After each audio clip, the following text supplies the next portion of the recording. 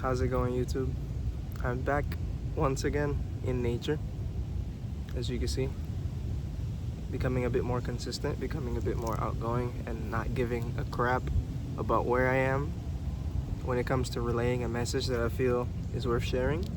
So today I'm gonna speak about a little bit about my lore, my backstory, kind of how I got to this point. You're probably wondering how I got here.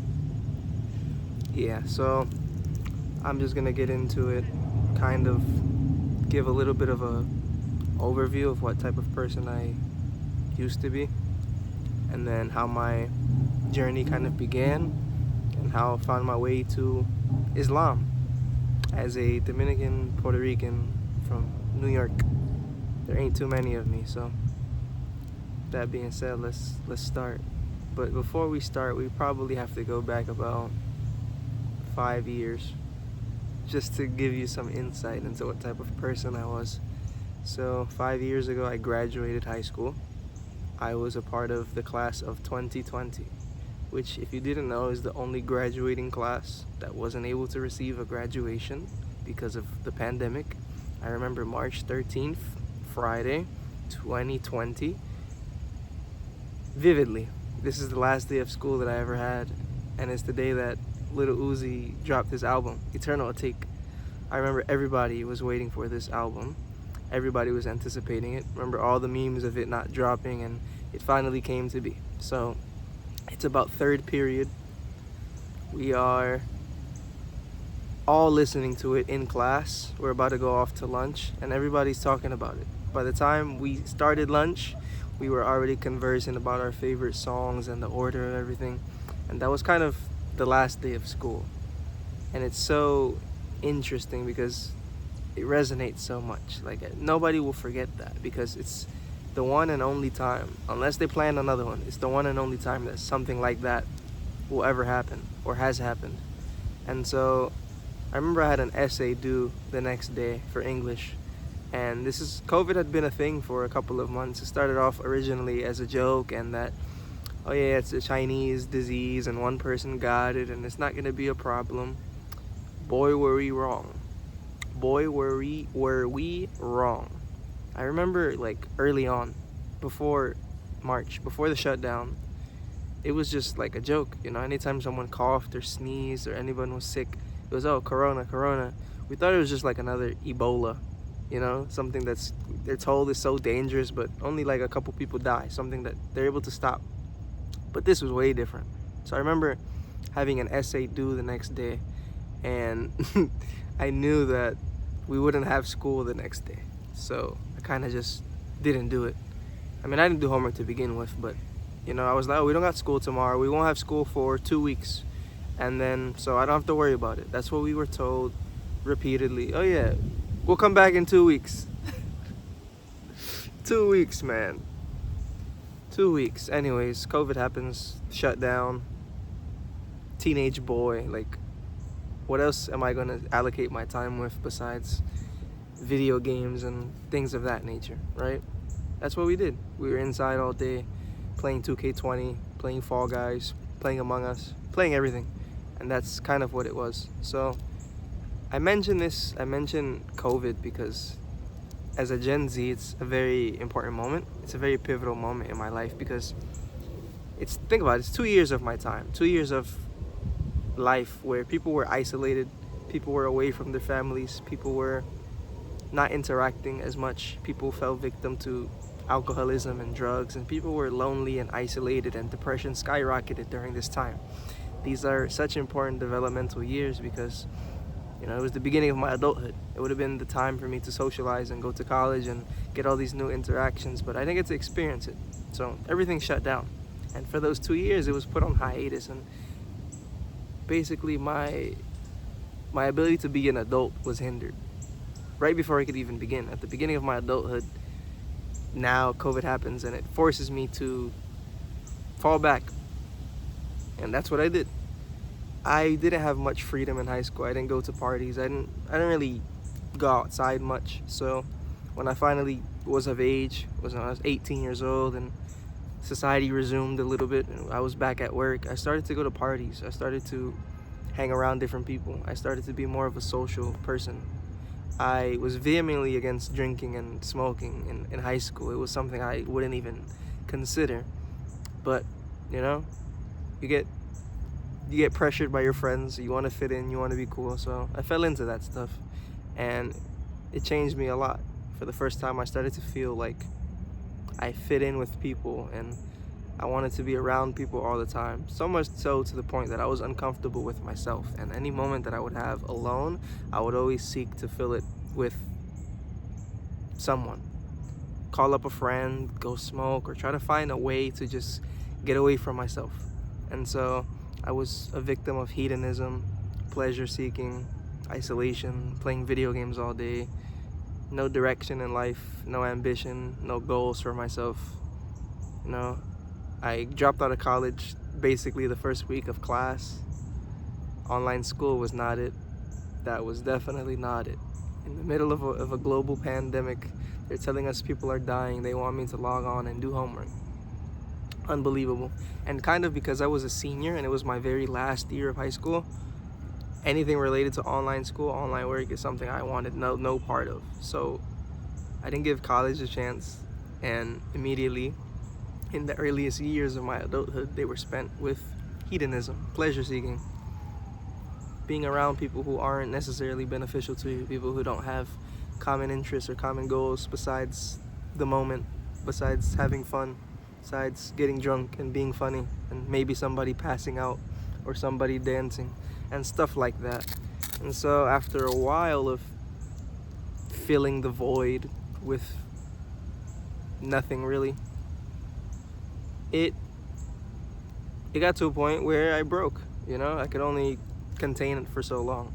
So then I was kind of miserable with myself, disappointed at my situation, disappointed with myself mentally, physically, emotionally, spiritually, and the repercussions of my decisions were making themselves known. You know, my life was quite miserable, and despite never being someone who would consider harming myself, the thought of it was in my mind, and I would think that things were better off without me. And I was that low. But then, you know, after a while of wallowing in my own misery, I decided I didn't want to feel that way anymore. I wanted to change. I wanted to feel better. I wanted to be in control of how I felt, because I'm not gonna kill myself. So I'm not gonna sit here and feel this way for the rest of my life. So I had to make a difference. And it starts gradually. It's actually an interesting turn of events. I came across a random bald guy on the internet by the name of Tate, you know? So being a young boy, being 18, 19 years old, let's say, and never having had discipline in life, never having had structure, never having had a big brother figure or someone to give you the game and to spit discipline into you and to inspire you and motivate you. I didn't have that. So for the first time, that was something very new in my life, and it changed my whole perspective on everything. So it's kind of what got me onto self-improvement, the red pill. So I started off going to the gym. Never used to go to the gym in my life. Gradually saw the results, saw the progress, saw the little bit of gains and the pump, and it kept me happy. It kept me showing up. So that gave me something to work towards too. And it built discipline right away. So the gym became consistent, and then for the first time in my life, I started reading books. Never did that in the previous 19 years, not in my own choice. And I was finally reading books, but more importantly, I was reading books that weren't written by old dead white men from 400 years ago. The first book that kind of opened my third eye or changed my brain chemistry was Rich Dad, Poor Dad. And it just changed the way I thought about money. And then I went ahead and read The Way of the Superior Man. Kind of changed everything about masculinity and polarity and relationships and all of that. That was an eye-opener for sure too. Then things like 48 Laws of Power, your typical self-help books. And that kind of got me going. And within 3 to 4 months from being at the lowest point of my life, which I perceive at that time to now be someone with a hint of ambition and actually doing something with my life, despite still not knowing, at least doing better things than what I was previously doing, and occupying my time with purposeful things. Within a couple of months, I became that. And so I continued on about my journey. Then I got into meditation and frequencies and affirmations and journaling and all of this stuff. And then randomly one day, my friend tells me to fast. You know, Ramadan is coming up. He's like, "Oh, you like challenges, you like difficult things. Why not try fasting for a day?" And it was with no intention to be religious or to do anything like that. It was more so a mental challenge. And initially, I declined it multiple times, you know? I always had respect for Muslims. I never really fell to the propaganda because I always only knew them as good people because I had Muslim friends in school. So I decided to fast, but I told my friend I wouldn't. I actually made the decision the day of Ramadan 2023. And so I'm in my bed at 12 in the morning and I randomly decided, you know, I'm not a bitch. Let me try this fasting stuff. It's only a day anyways. I mean, if people could do it, then I could do it, right? And so that's what I did. But before I fasted, before anything, as I said, I'm in my bed. It's 12 a.m. What do? I decide to, for the first time in my life, look up a holy book, read some scripture to see what it says, you know? And I grew up Catholic. I went to church as a kid. My grandma took me, but I never even bothered to read the Bible, or I never did it of my own volition. I just went because they took me along with them. So for many years in my life, I was agnostic and even atheist. So I'd never given religion an opportunity, not even once. Yet, on this day, I decided to read the Quran.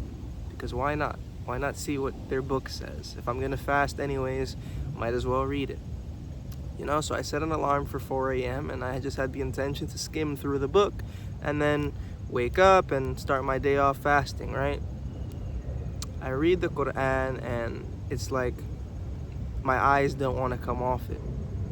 I'm reading it, and as I'm seeing what it says, it is just captivating in a way that I've never experienced before, in a way that I can't necessarily contextualize. It's almost as if my soul recognized it right away and realized that what I was reading was the truth. And this is someone who was atheist. This is someone who had never given religion an opportunity ever. And yet on this fateful night, on this eventful day, I was reading and I read about half of Surah Baqarah. And as you know, Surah Baqarah is the longest chapter in the Quran. It's 286 verses. I didn't finish it, but I read most of it. And I just kept reading. It was just so fascinating. I don't know how to describe it. And I paused and I asked myself a question. The question was, would you mind being Muslim? I don't know why that question came into my head. I don't know necessarily what led to it. You know, I was reading the Quran and I found it interesting, and I intended on fasting for a day, and that's all it was originally. But I sat there and I asked myself this question, and I pondered on it and I reflected and I sat down for a couple of minutes actually, and I responded. And when I responded, the answer was, no, I don't mind. And I immediately burst into tears. It's like, it's bone chilling every time I talk about it. I was just skimming through it, not looking for anything necessarily. And halfway through, I asked myself, well, would you like to be a Muslim? And I said yes. And I burst into tears.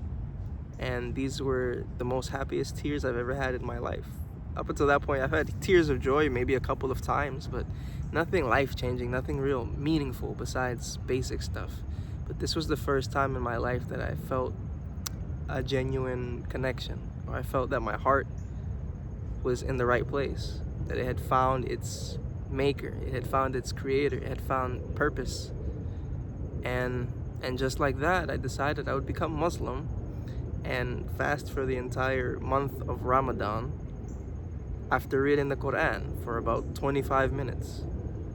And that led me on this whole journey. A lot of ups and downs, a lot of stuff that I will definitely tell. Lots of stories I have, but that's kind of how I found it. That's kind of how I found Islam, or Islam found me on that random day. So then I proceeded to fast for the entire month within my capacity. Obviously, I didn't know what I was doing, so there were days where, you know, I started off drinking water but not eating. Where there were days where I didn't know any better, but I was sincere in it. And then my algorithm started to just show Islam, Islam, Islam. And just like that, on one random day, a Dominican kid from New York City, from the projects, turned Muslim. And flash forward 2.5 years later, and he's still Muslim, alhamdulillah. And he's sitting in grass, talking to a camera, reflecting, saying big words, and making videos. Who would have thought?